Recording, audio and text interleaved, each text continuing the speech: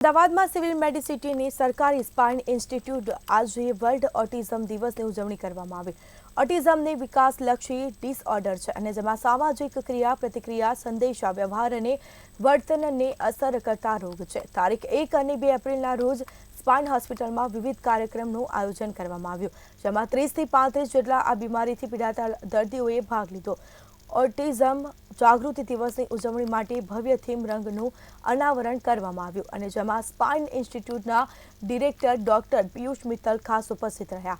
Spine ઇન્સ્ટિટ્યૂટના તબીબો તેમજ સ્ટાફના લોકોએ હાથમાં વિવિધ રંગો લગાવી અને ઓટિઝમ વૃક્ષ બનાવ્યું અને જેમાં વિવિધ રંગ ભર્યા તેમજ નૃત્ય, ખેલ, બહુમુખી મુકાબલા પ્રવૃત્તિઓની સ્પર્ધા પણ કરવામાં આવી।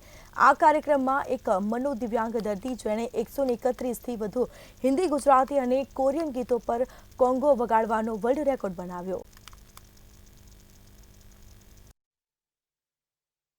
આપણા ઇન્સ્ટિટ્યૂટમાં અમારે આ સંસ્થામાં ઓક્યુપેશન થેરપી કોલેજ છે જે ઘણા વર્ષોથી કાર્યરત છે।